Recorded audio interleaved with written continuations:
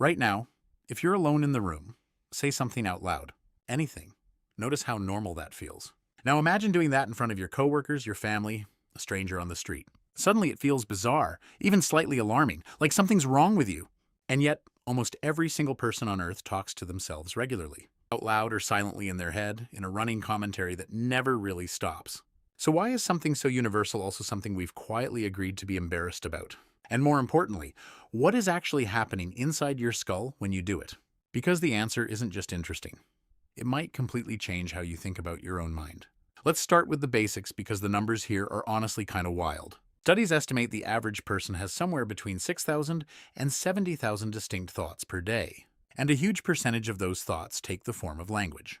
An internal voice narrating, questioning, planning, judging, arguing with itself. Psychologists call this inner speech, and it's not some rare quirk. It's estimated that the vast majority of people experience it constantly, some almost every waking moment. You are, in a very real sense, never actually alone in your own head. There's always someone talking, and that someone is also you. Here's where it gets stranger, though, because inner speech isn't just idle background noise. Researchers have found that this internal narrator does real cognitive work. It helps you plan multi-step tasks. It helps you regulate your emotions in the middle of a stressful moment.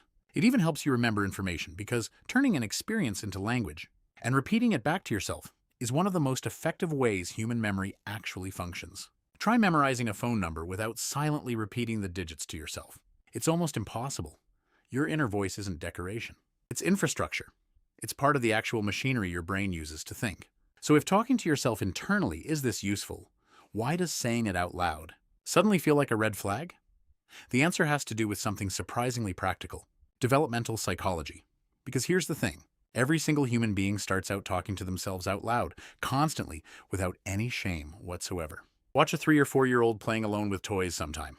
They narrate everything. The truck goes here. Now the dinosaur is hungry. Uh-oh, the tower is falling.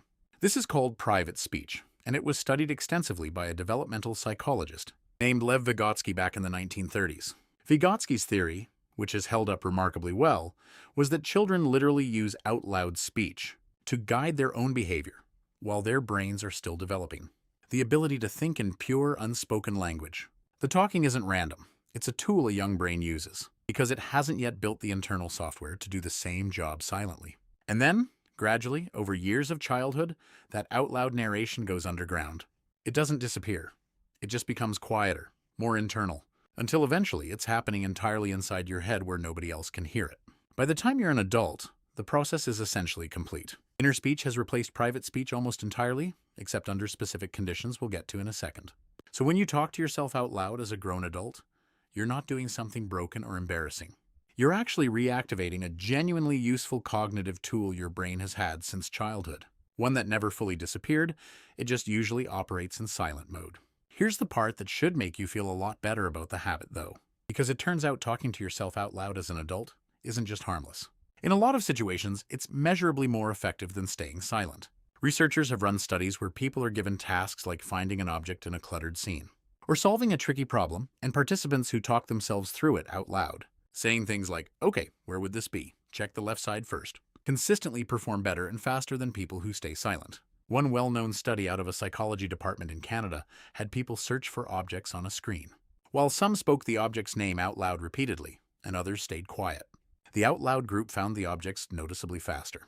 Speaking a plan out loud appears to sharpen your focus and organize your thinking in a way that purely internal thought sometimes doesn't manage as well. Athletes have known a version of this for decades without needing the neuroscience to back it up. Pep talks, out loud self-instruction before a big lift or a big shot, verbal cues repeated under your breath during a tense moment. These aren't superstition.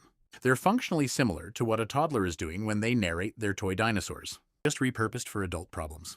Speaking instructions to yourself recruits more of your brain's processing power than silent thought alone, engaging both the language centers and the motor planning regions that help translate intention into action. There's also an emotional regulation angle that's honestly one of the more surprising findings. In this whole area, psychologists have studied something called self-distance talk, which basically means talking to yourself using your own name or the word you instead of I. So, instead of thinking, "I'm so nervous about this presentation," you'd say, even just internally, "You've got this, you've practiced for this." Studies have found that this small linguistic shift, essentially talking to yourself the way a supportive friend would talk to you, Measurably reduces anxiety and improves performance under pressure compared to first-person self-talk. Your brain, it turns out, responds differently depending on whether you frame your inner voice as me talking to me or someone talking to me, even when that someone is also technically you.